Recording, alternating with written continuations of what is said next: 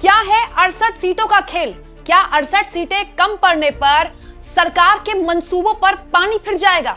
क्या 3 बिल जो आज सरकार पेश करने वाली है संसद में, वो बुरी तरह से गिरकर सरकार की किरकिरी करवाने वाले हैं? वो कौन से मोदी जी के अपने हैं जो अब इन हालातों में मोदी के खिलाफ खड़े हो गए हैं? दोस्तों, आज 16 तारीख, 17 तारीख और 18 तारीख बेहद ही महत्वपूर्ण है भारत की राजनीति में। अगर आप भारत की राजनीति की खबरें देखते हैं या फिर भारत की राजनीति से पड़ने वाले हमारे समाज के प्रभावों पर नजर बनाए रखते हैं, तो अगले 3 दिन आपको देश की संसद का रुख करना पड़ेगा और देखना पड़ेगा कि सरकार और विपक्ष देश को किस रास्ते ले जाना चाहता है। क्योंकि सरकार आज 3 बिल पेश करने वाली है। अर्जुन राम मेघवाल पहले एक बिल पेश करेंगे, उसके बाद अमित शाह बिल पेश करेंगे और करीब 18 घंटे का वक्त तय किया गया है लोकसभा में बहस के लिए। तो आप कह सकते हैं मैराथन बहस आज चलनी है, लेकिन उससे पहले ही मोदी के अपनों ने मोदी को दगा दे दिया है। वो अपने जो मोदी के हमेशा साथ हुआ करते थे बिल पास करने में, उन्होंने न केवल मोदी को आईना दिखा दिया है, बल्कि इंडिया गठबंधन और राहुल गांधी ने भी दीवार की तरह, चट्टान की तरह खड़े होकर कह दिया है, किसी भी हाल में आपका ये बिल हम पास नहीं होने देंगे। इसके साथ साथ क्या है वो 68 सीटों का अड़चन बिना कोई भूमिका बनाए सबसे पहले आपके सामने मैं खबर रख देती हूं। दोस्तों, आप जानते हैं आज 3 बिल सरकार पेश करने वाली है। सबसे पहले संविधान में 131 संशोधन विधेयक 2026, ठीक है। इसका मकसद क्या है? जनसंख्या की नई परिभाषा, बढ़ती आबादी के मद्देनजर संसद में सदस्यों की संख्या बढ़ाना। दूसरा परिसीमन विधेयक 2026। लेकिन दोस्तों, इससे पहले सबसे पहले जो सरकार पेश करेगी वो है केंद्र शासित प्रदेश कानून संशोधन विधेयक 2026, ताकि यूटीज में जो यूनियन टेरिटरीज है वहां भी महिला आरक्षण बिल लागू हो जाए। पॉइंट यह है कि सरकार इसको महिला आरक्षण जल्द से जल्द लागू करने का एक तरीका बता रही है, लेकिन विपक्ष ने साफ कर दिया है कि महिला आरक्षण बिल तो पास हो चुका है 2023 में, सर्वसम्मति से पास हो चुका है, आपके सामने रखा हुआ है बिल, तुरंत उसको लागू कर दीजिए 543 सीटों पे। आपको क्यों परिसीमन करना है एक ऐसे जनसंख्या के आंकड़े पर, जनगणना के आंकड़े पर जो 2011 का है? या तो आप नई जनगणना कीजिए। दोस्तों, इसको लेकर बहुत सी बातें आप सुन चुके हैं, मैं रिपीट नहीं करूंगी, लेकिन जो ताजा घटनाक्रम है वो बड़ा दिलचस्प है। दोस्तों, आप नवीन पटनायक को जानते होंगे। दोस्तों, नवीन पटनायक वो हैं, जब से मोदी जी की सरकार बनी है केंद्र में, तब से वो बड़ा बच के खेल करते हैं। मतलब कई बिल्स में इनके सांसद वॉकआउट कर देते हैं विरोध में बिल न डाल के, या फिर कई बिल्स में सरकार को समर्थन देते रहे हैं। लेकिन दोस्तों, इसके बावजूद भी बीजेपी ने इनको बख्शा नहीं और उड़ीसा में इनकी सरकार चली गई। नवीन पटनायक, जिन्होंने अभी वक्फ वाले बिल से अपने आप को अलग कर लिया था और सरकार को बचा लिया था, अब उन्होंने इस पूरे मामले में स्ट्रॉन्ग स्टैंड ले लिया है, वही स्टैंड जो इंडिया गठबंधन का है। दिलचस्प है दोस्तों कि नवीन पटनायक, जिसे लोग भी कह रहे हैं कि हम विभिन्न रिजर्वेशन का स्वागत करते हैं, लेकिन इसमें दिक्कत यह है कि ये ओडिशा का जो पूरा अनुपात है वो कम कर देगा। दोस्तों, नवीन पटनायक कह रहे हैं कि अभी ओडिशा में 21 एमपीज हैं, जो कि 3.9% है लोकसभा में ओडिशा का रिप्रेजेंटेशन देते हुए। आने वाले वक्त में 2011 की जनगणना के हिसाब से ये 29 हो जाएंगी एमपीज की संख्या, जो कि प्रपोर्शन के लिहाज से 3.4 हुआ। मतलब हमारा 3.9 के आसपास, ऑलमोस्ट 4% के आसपास प्रतिनिधित्व है लोकसभा में। लेकिन जो नई सीटें हमें मिलेंगी, नई जनगणना 2011 की जनगणना, नई जनगणना तो हुई नहीं है, उस हिसाब से हमारा जो रिप्रेजेंटेशन है वो कम हो जाएगा। ये वैसा ही दोस्तों चिंता है जो कि दक्षिण भारत के राज्यों को हो रही है। दोस्तों, अगर आपको लग रहा है कि ये इकलौती ऐसी पार्टी है, नहीं दोस्तों, इसके अलावा तेलंगाना की पार्टी है बीआरएस, उनकी तरफ से भी बयान आना शुरू हो गया है। बीआरएस के जो वर्किंग प्रेसिडेंट हैं और एमएलए केटी रामाराव, उन्होंने बाकायदा इंडिया टुडे से बातचीत करते हुए कहा है कि हमको महिला आरक्षण से आपत्ति नहीं है, हमको ये आपत्ति है कि आप महिला आरक्षण को डिलिमिटेशन से, यानी कि ये सीटें बढ़ाने का जो आपका परिसीमन का मकसद है उससे मत जोड़िए। महिला आरक्षण अलग है, डिलिमिटेशन अलग है। लेकिन सरकार ने यही तो खेल किया है। विपक्ष का एक आरोप है कि सरकार डिलिमिटेशन लागू करना चाहती है, अपने हिसाब से संसद की सीटें बढ़ाना चाहती है और आधार बना रही है महिला आरक्षण। अच्छा, दिलचस्प ये है दोस्तों कि इस पूरे मुद्दे को लेकर विपक्ष का जो तर्क है वो भी अलग अलग तरह का है। जैसे कल राहुल गांधी ने एक वीडियो शेयर किया जिसमें उन्होंने कहा कि महिला आरक्षण तो सर्वसम्मति से पास हो चुका है 2023 में, आपके पास बिल रखा है, आप उसको पास कर दीजिए। 543 सीटें, उसी में महिला आरक्षण लागू कर दीजिए 33%। दिक्कत क्या है? लेकिन आप जो ये सीटें बढ़ा रहे हैं, आपके पास तो ओबीसी या फिर SC ST या जाति का जनगणना का आंकड़ा ही नहीं है, क्योंकि जनगणना तो 2011 के बाद से हुई नहीं। 12 साल दोस्तों इस सरकार को होने को है, लेकिन अभी तक इसने एक जनगणना नहीं कराई है। वैसे इस सरकार को पूर्व की कांग्रेस की सरकारों से बड़ी आपत्ति होती है, लेकिन ये अभी तक पूर्व की मनमोहन सरकार के जनगणना के आंकड़े लिए बैठे हुए हैं। सोचिए, तो राहुल गांधी ये कह रहे हैं कि उस जनगणना के आंकड़े में तो जाति का जनगणना का आंकड़ा है ही नहीं, क्योंकि हुई नहीं जाति का जनगणना। आप नया आंकड़ा लाइए ना, नया डेटा लाइए, तभी तो पता चलेगा कि किसकी कितनी हिस्सेदारी है, उसकी उतनी भागीदारी होगी, और उसके बाद पता चलेगा कि विमेन रिजर्वेशन जो हम दे रहे हैं उसमें SC ST OBC महिलाओं का कितना रोल होगा। पुराना डेटा नहीं चलेगा। सच्चाई ये है कि अगर जो मोदी जी चाहते हैं हो जाए, तो जो छोटे स्टेट्स हैं, साउथ के स्टेट्स हैं और नॉर्थ ईस्ट के स्टेट्स हैं, उनका रिप्रेजेंटेशन कम हो जाए, उनको भयंकर नुकसान होने वाला है।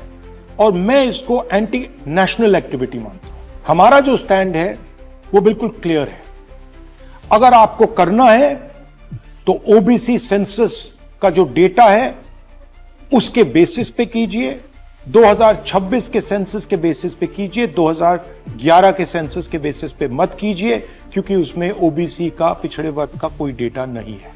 और अगर आप सचमुच में विमेन्स बिल इंप्लीमेंट करना चाहते हो तो आपके पास विमेन्स बिल पड़ा हुआ है, उसको आप इंप्लीमेंट कीजिए, हम आपको पूरा समर्थन देंगे। मगर पिछड़े वर्ग, सदर्न स्टेट्स, छोटे स्टेट्स के खिलाफ हम आपको काम नहीं करने देंगे। मोदी जी, मैं समझता हूं कि आप देश को मैसेज देना चाहते हो कि आप प्रो विमेन हो। मैं जानता हूं कि आप एप्स्टीन फाइल से घबराए हुए हो। 35 लाख फाइलें यूएस में बंद पड़ी हैं, चाबी ट्रंप जी के हाथ में है और आप उससे डरे हो। मगर यह तरीका नहीं। आप चाहते हो कि आपके मुताबिक सीटें बढ़ें, आपके मुताबिक डिलिमिटेशन हो और पिछड़े वर्ग को कुछ ना मिले। हम ये नहीं होने देंगे। पुराना डेटा नहीं चलेगा। 2026 का सेंसस का डेटा ही चलेगा। हम आपको पिछड़े वर्ग से चोरी नहीं करने देंगे। हिस्सा चोरी बंद करो। पिछड़ा वर्ग, दलित, आदिवासियों को उनका हक दो। दोस्तों, अखिलेश यादव का भी अलग स्टैंड है। अखिलेश यादव ने इसको पिछड़ा वर्ग से जोड़ दिया है। उनका कहना है कि भाजपाई और उनके सगे साथी देश की सबसे बड़ी आबादी के वर्ग मतलब पिछड़े वर्ग की महिलाओं के बारे में चुप्पी साधे बैठे हैं। ये संशोधन के नाम पर जो जल्दबाजी दिखा रहे हैं, दरअसल उसके पीछे भाजपाइयों की मंशा यह है कि जनगणना ना करनी पड़े, क्योंकि अगर जनगणना हुई तो जातिवार आंकड़े देने पड़ेंगे और जातिवार आरक्षण भी देना पड़ेगा। अखिलेश यादव कह रहे हैं कि ये पुरानी जनगणना का आंकड़ा लेकर परिसीमन करके आरक्षण देना चाहते हैं, क्योंकि इनको पता है कि नई जनगणना करनी पड़ गई तो फिर नया आंकड़ा आएगा। नए आंकड़े में आपको जातिगत जनगणना करवानी पड़ेगी, क्योंकि उसके लिए सरकार ने सहमति दी है। सरकार ने कहा है हम करवाएंगे जातिगत जनगणना, और अगर ऐसा आपने किया तो फिर आपको आरक्षण का जो कैप है वो बढ़ाना पड़ जाएगा। पूरी की पूरी पॉलिटिक्स बीजेपी की खत्म हो जाएगी। दोस्तों, वही दूसरी ओर दोस्तों आम आदमी पार्टी ने भी इसमें इंडिया गठबंधन का पूरा सपोर्ट किया। बकायदा इंडिया गठबंधन की कल मीटिंग हुई, जिसमें संजय राउत मौजूद थे, तमाम इंडिया गठबंधन के दूसरे दल मौजूद थे।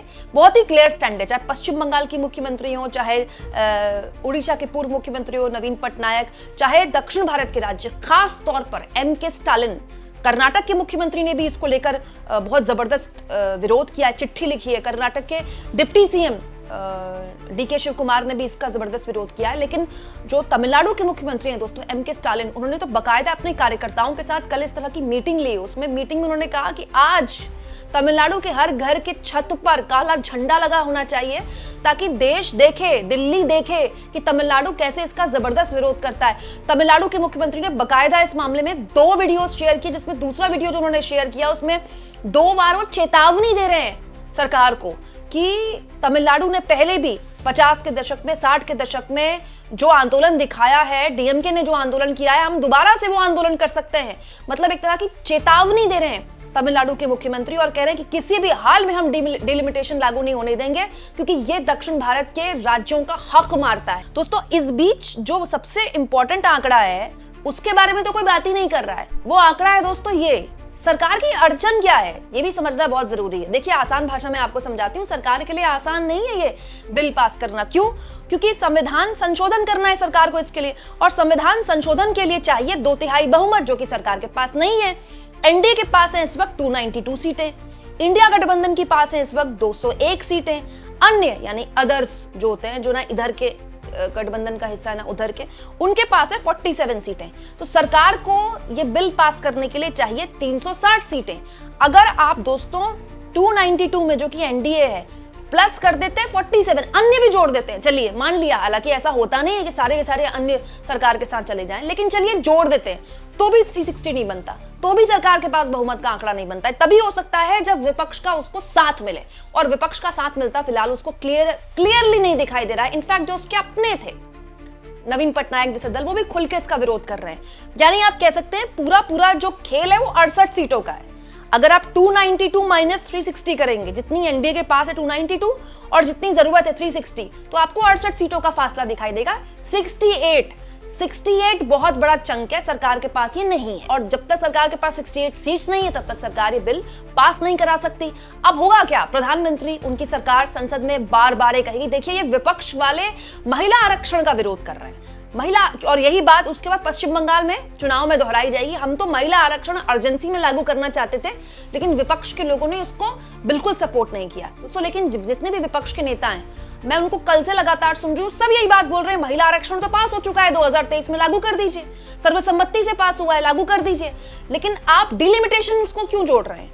ये एक बहुत पेचीदा सवाल है जिसका जवाब सरकार को देना पड़ेगा हर लिहाज से, सीटों के आंकड़े के हिसाब से भी, क्योंकि ये मैनेज सरकार कैसे करेगी सरकार जाने। ये तभी हो सकता है जब सरकार पूरे इंडिया गठबंधन में ही सेंधमारी कर दे। दूसरा, सरकार इस नैरेटिव को कैसे काउंटर करेगी? बस ये कह देना कि ये महिला आरक्षण का विरोध कर रहे हैं, पॉसिबल ही नहीं है, क्योंकि अभी 2023 ज्यादा पुरानी बात तो है नहीं, 3 साल पुरानी बात है, जब पूरा संसद बैठा, सर्वसम्मति से वो बिल पास हो गया। तीसरा, आपको अचानक से कैसे याद आया कि नहीं अब तो लागू होना चाहिए महिला आरक्षण, जबकि आपने खुद 2023 में कहा है कि नई जनगणना के बाद ही महिला आरक्षण लागू होगा। तो प्रोसीजर क्या है? पहले जनगणना होती है, जनगणना का आंकड़ा आता है, फिर उसके बाद डिलिमिटेशन होता है, परिसीमन होता है, उसके बाद महिला आरक्षण लागू होगा। प्रोसीजर यही था अब तक।